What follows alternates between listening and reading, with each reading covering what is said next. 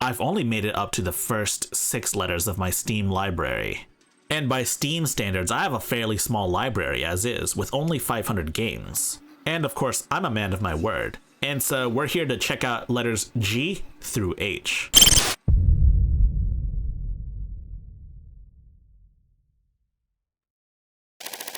So this is the way things are. Firstly, we're only testing out the base games, no alternative entries or utilities, like any separate beta versions of a game that show up as their own entry. No server utilities either. We will also be testing out delisted titles. If a title's delisted, we'll let you guys know if it is or not. We also won't be testing out any anti-cheats that'll get my account banned, like Destiny 2. We'll also be ignoring any VR-only titles and separate open betas. And we'll be testing out games in alphabetical order. If we have multiple games in a series though, we will be testing them out in chronological order. Also, games that start with the will not be in the T section. Finally, this video is for entertainment purposes only. This is not a definitive test. Some games may have issues now, but in the future there may be fixes for them. If the fix is complicated, I'm probably not going to cover them. Results are subject to change. So without further ado, let's begin then. The first game on our list is a game called Game Deck. Yeah, seriously, that's what it's called. Part gamer, part detective. You solve crimes in virtual worlds. Truth be told, these types of games, well, they're not really my type of game. But you know what? They work on Steam Deck. At least this one does. And in the future, I may give this game a fair shake. But for now, we press on. Next up on our list is Gang Beasts. Gang Beasts works great on Steam Deck, and the game's a lot of fun too. So yeah, the game works on Steam Deck, but you know what would be even better? If they made a sequel to Gang Beasts. Garfield Kart is an interesting game. Evidently, it's a less fun version of Mario Kart, but you know what? It's still pretty fun. Personally, I think most people just have this game because it's a funny meme. Look, hey, let's play Garfield Kart instead of Mario Kart, huh? Sounds fun, huh? Well, with the Steam Deck, you can actually do that, but like, unironically. And next up is Gmod. Technically, Gary's mod. Can you play Gmod on the Steam Deck? Well, yes, of course you can play Gmod on the Steam Deck. The question is, should you? And truth be told, the answer is, I'm not entirely sure. Gmod is very much a mouse and keyboard game, but for a multitude of reasons. There's a lot in Gmod. A lot of mods you can add too. Is Gmod playable on Steam Deck?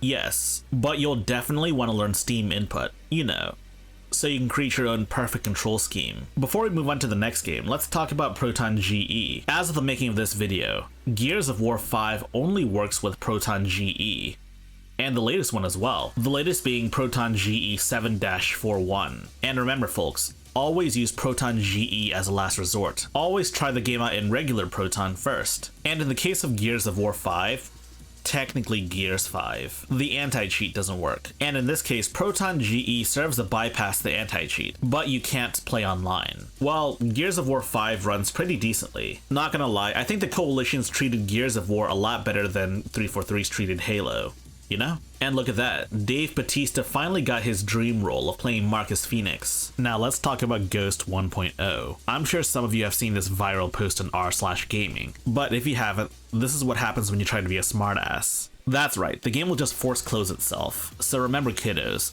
don't try to outsmart the game. I haven't played very much of this game honestly, and I can already tell you, it's pretty good. Even better, this game works perfectly on Steam Deck. This is going to be a recurring theme here. Next up is a game called Giga Wrecker, made by an unexpected developer. Is that Game Freak? That's impossible. That's right. If you didn't know, Game Freak makes games besides Pokemon, and apparently releases them on Steam. Isn't that wild? The gameplay concept is quite unique, being a puzzle platformer with action elements. It's also physics-based too, which is pretty cool. That said, I'm sure there's more to this game than meets the eye, but I'm just here to tell you whether or not this works on Steam Deck, which, you know, obviously it works on Steam Deck, right? Next up is Gloomwood, and I've shown plenty of Gloomwood gameplay on the Steam Deck, though I'd advise waiting until they add official controller support, which should happen soon, I think, right? Whatever the case may be, this works on Steam Deck. I've definitely played this game on Steam Deck, I just forgot to record footage, sadly. The next game on our list is Gloria Victis. It's supposed to be this low-level medieval fantasy game, an open-world MMO, and By the looks of it, it seems to work on Steam Deck, though the game feels very clunky. It does work on Steam Deck, but I'm not convinced this is something I would play on the Steam Deck. Heck, I'm not even sure I'd play this on my PC. Maybe I'll give it a fair shake later. Next up is Goat of Duty. And this game is not goated. The game just feels off to me. It's supposed to be this arena shooter. That's right, it's not a Call of Duty clone. It's like, you know, an arena shooter. But it just doesn't feel that great. But hey, it works on Steam Deck, right? Going Under is a pretty fun roguelike with a corporate aesthetic. Ever working a soul-crushing office job? This game is for you. And yes, it does work on Steam Deck. The next game on our list is Golden Light, and this game freaks the hell out of me. I must shoulder on. And man, this game is extremely unnerving. I don't know what makes this game tick. And yes, this game works on Steam Deck. Kinda wish this game had proper controller support for things like the menu and stuff. Next up is Goodbye World. The game focuses heavily on its story, but between each story beat, you get to play this little puzzle game. I mean, the puzzle game is pretty fun, but it's not the main draw of the game. The game's main draw is the story sequences. The story surrounds two friends making games independently. You know, an indie game studio. The trials and tribulations you may have to face as an indie game studio, and trying to find meaning in this industry. If you're someone looking to make indie games, or perhaps you like indie games in general, highly recommend picking this up. It also works on Steam Deck as well. Next up is Goose Goose Duck. It's like Among Us, but like different. How different could it be? Not that different actually. But it works on Steam Deck. I just didn't feel like recording footage. Next up are the Grand Theft Auto games, more specifically the classic trilogy, GTA 3, Vice City, and San Andreas. Before we get started though, we have to address this. Why are there two of each?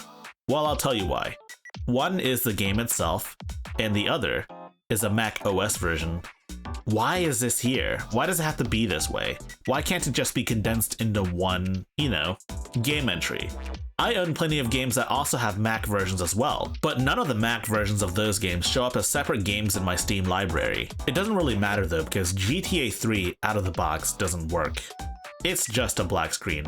I can hear the menus being moved around and such, but without being able to see anything, this is practically unplayable. Let's see what happens when we use Proton GE, the latest one at that. Unfortunately, the same thing happens. Yeah, I'm sure there are mods that'll let you play GTA 3 on the Steam Deck, but that's outside of the scope of this video. Vice City also has the same issue as well, so don't even bother. San Andreas, though, works just fine. After a little bit of tweaking in the graphical setting to have it fill out the screen entirely, and while the PC version of the game itself has controller support, it's highly recommended that you pick up a mod for X input support. But out of the box, GTA San Andreas is pretty playable.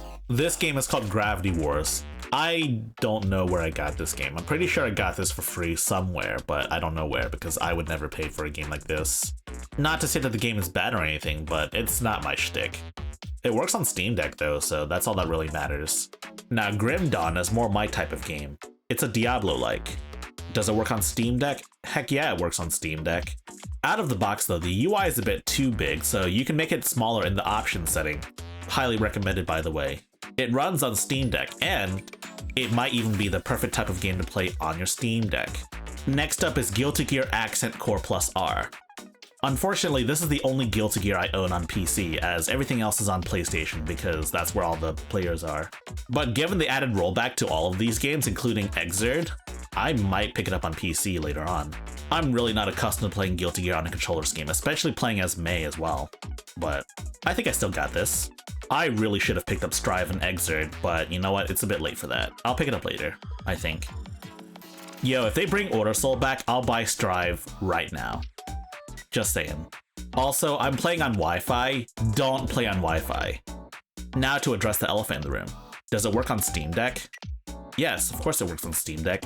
I wouldn't be recording this otherwise. Oh yeah, it's been a few years, but I still got it. Next up is Gunfire Reborn.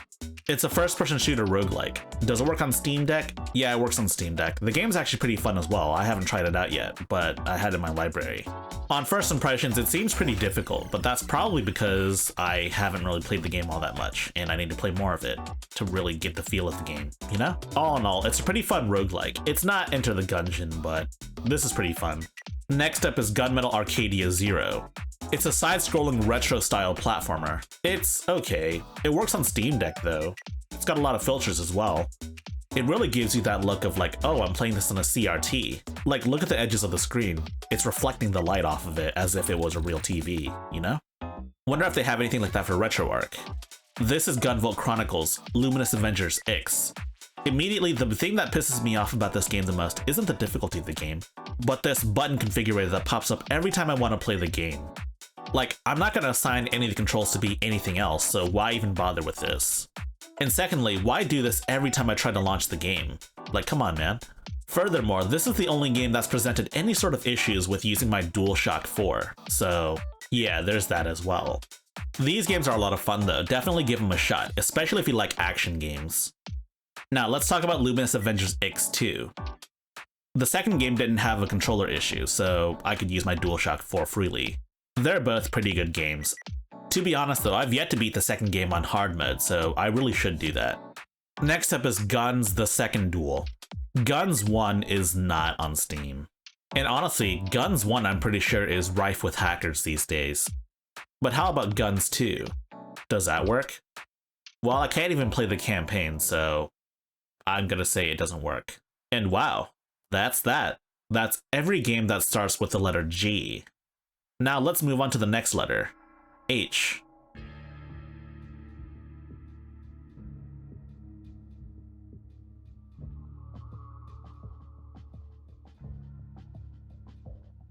Now let's talk about the Half-Life games. This is Half-Life 1. Half-Life 1 works on Steam Deck, but you'll have to define your own controls in Half-Life 1. Or you could use a community configuration. That's also a valid option. Half-Life 1 Source works as well as all of the other Half-Life derivatives. And Half-Life 2 and Half-Life 2 Episode 1 and 2 work on Steam Deck. It's also got Steam input controller support as well, meaning you don't have to contend with making your own controls if you don't want to. But if you do, it's a much more seamless experience. Now let's talk about Halo, the Master Chief Collection. Halo, the Master Chief Collection is marked as unsupported because you can't play online multiplayer, which is a pretty big part of Halo. But if you're content with playing just the campaign portably, and perhaps you want a mod, then this is perfect on the Steam Deck. All of the games run really well, except for Halo 2 Anniversary, and that's only if you're using the improved graphics. I could show footage of all of the Halos working, but I don't need to because plenty of people have tried already. Not to mention, you know, they all work. Now let's talk about Halo Infinite, the newest Halo title, and the first to have a simultaneous PC release. Oh, this is a good time to talk about Xbox. See, when you launch a Microsoft game for the first time, it'll prompt you to sign on to Xbox every single time. It would be a lot easier if you had a mouse and keyboard on hand, but if you don't, then you can just type in your information using the Steam keyboard. Just have your phone ready in case you have two-factor authentication to type in. As for Halo Infinite itself, well, Halo Infinite works on Steam Deck. What else is there to say? Well, there's a few caveats. As you can see here, a good portion of the UI is cut off. You can't see a good portion of your ammo count, and like a good portion of the radar can't be seen. Mostly the area behind you can't be seen, which is quite unfortunate really. I know the game's resolution is set to 720p, but it almost seems that the UI was made for 1280 by 800, which is the Steam Deck's native resolution, which I'm not recording at.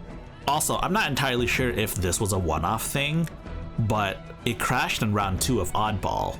It was a bot match, so it wasn't that important, but the fact that it crashed on a bot match really says a lot. Next up is Hammer Fight. It's a fairly unique action game in which you control a flying machine with weapons affixed to it. This game is entirely mouse input based. You control your flying machine using your mouse, and you build up enough momentum to do significant damage with your swords or maces or whatever. It's quite difficult. It's already pretty hard enough on a mouse as is, but on a Steam Deck controller, let's just say I'm not sure if I'm able to play this game on this at all. It works on Steam Deck, and I'm sure with a little bit of practice I can get used to this game, but it's pretty hard. It's fiendishly difficult. Head Snatchers is a multiplayer party game, meant to be played with multiple people. At least 2 people. Believe it or not though, there's a pretty extensive single player mode. And of course, as you may have expected, this game works on Steam Deck, as expected.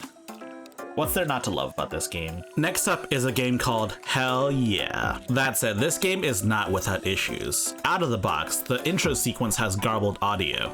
And using Proton GE, Proton GE just skips the cinematic entirely. And honestly, I'd rather have crappier audio, but I can still watch the freaking intro cutscene as opposed to Proton GE just skipping it for me. Also, for whatever reason, when loading this game for the first time, it takes forever to load the game in. It took several minutes, which is something I've never seen with any other game. The game works, but the background music isn't working. Not with Proton GE, that is. Does the game work on Steam Deck? Technically, yes, but the background music isn't working, so I'm not going to play this game until that gets fixed. The next game on our list is Hellion. As you can see here, Hellion is a game of some sort. I want to try a single player game, so I'm going to try standard mode. And get this, unable to start single player game. I can't play the single player on my Steam Deck? Why bother, right? 0 out of 10. The game boots, but the game doesn't play. And look, I can't even do anything. It's just like sitting here in this menu doing nothing. Next up is Helltaker. Yes, I've already beaten Helltaker. I've 100%ed it. I've completed my Demon Harem. So like, yeah, works on Steam Deck. You can complete your Demon Harem on Steam Deck portably on the go. I mean, hey, if the game gets difficult, you can just skip the levels if you want to. But what's the fun of the game if you're just gonna skip all the levels, right? It's another Diablo-like on Steam Deck. It's actually got a native Linux version, though for whatever reason, the native Linux version doesn't seem to support controller inputs. At least, not from the Steam Deck. If you enable Proton though and run the Windows version of the game, you can play that instead, and it has full controller support. Here's to hoping they fix controller support up for the native version. It's a pretty fun Diablo-like, with multiple different characters and such. This is fairly unique among Diablo-likes in that this is totally 2D, as in like pixel art graphics and such. The base game itself is pretty cheap, but there are a ton of DLC characters and whatnot, so keep that in mind. Using Proton, it works perfectly. And I know the native Linux version is supposed to support controller, but for whatever reason, it doesn't work. At least not with the Steam Deck's own controls. So they really should fix that. Next up is Heroin Anthem 0. It's a pretty fun game. It gives off a lot of Vanillaware at home vibes. The combat's somewhat basic to start, but once you progress in the game, you get more equipment and combat options as well. It's also worth mentioning that the game is extremely cutscene heavy. You could skip the cutscenes, but you wouldn't know where to go. It is somewhat story focused though, so stick around and pay attention to the story, will ya? The second game has even more cutscenes, but it feels a lot better. But I really should finish the first game before I move on, you know? Both games do work on Steam Deck, so like, yeah. Next up is Hollow Knight. Come on, man. Were you really expecting Hollow Knight to not work on Steam Deck? Not only does it run excellently, but you can also lower the power consumption of your Steam Deck. And yes, it'll still maintain a solid 60 FPS. And this is Homefront, a first-person shooter taking place in an alternate universe where North Korea basically conquers most of the world. And look at that. It's Kim Jong-un at home. You know what? This whole game gives off Call of Duty at home vibes. And yes, it works on Steam Deck, but you have to figure out the button prompts. Like, what the heck is button 3?